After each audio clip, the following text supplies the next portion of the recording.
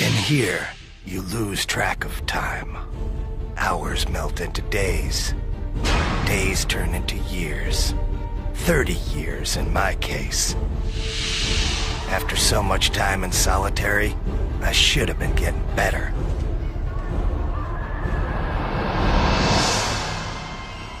But in my heart, I always knew there was no cure for what happened to me. But I kept on hoping. I knew if I waited long enough, I'd get revenge against the man who destroyed my mind.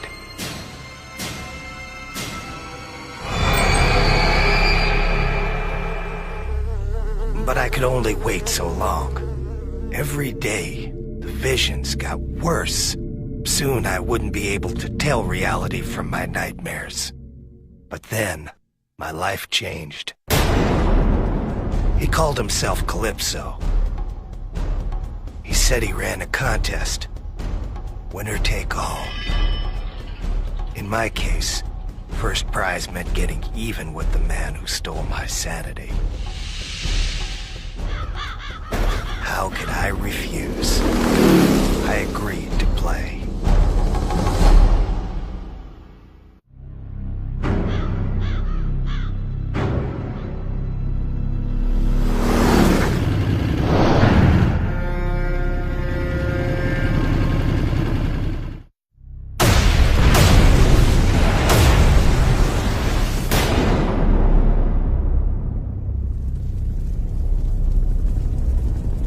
Thought about the war in years.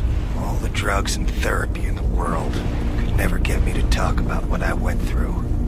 But when I passed out, I couldn't escape it. The past came rushing back. It was 1971 again. And I was back in Nam. Ben had gone down. It was just me all alone, trying to revive him. I was shouting to Benny, trying to see if he was okay. But before I knew it, the enemy was on me.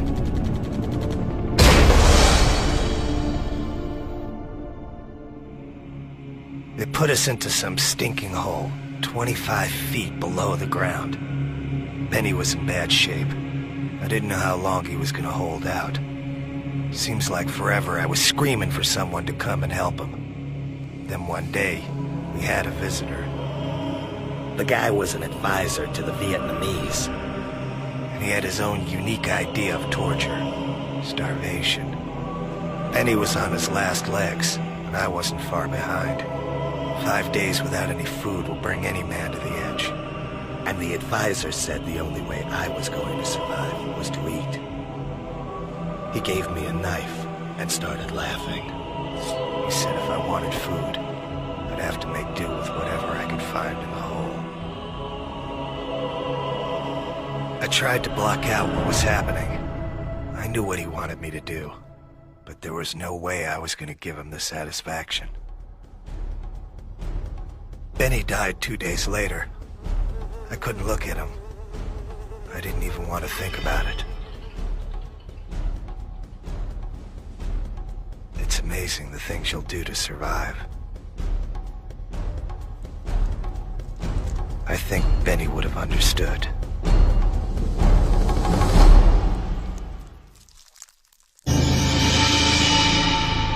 They say the mind bends and twists in order to deal with the horrors of life.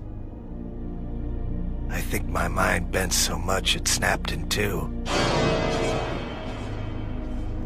When a platoon of GIs freed me 2 weeks later, they tried to take the helmet off. I killed 4 of them before they took me down. After that, they shipped me back to the States and put me in the asylum. But now I have a chance to get even with the man who pushed me over the edge and made Benny die.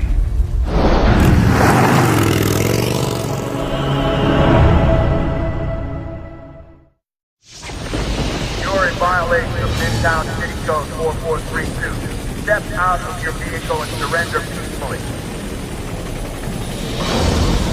Time's up.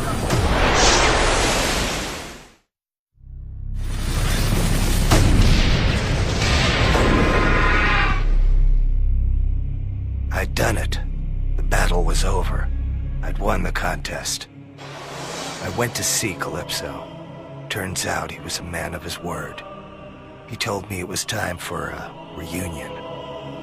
After all these years, the advisor looked exactly the same. He didn't know who I was, but I recognized him. I'd been seeing his face in my nightmares for 30 years. Calypso had one more special prize for me. Dinner for one. 30 years is a long time to be locked away. You get kinda tired of asylum food.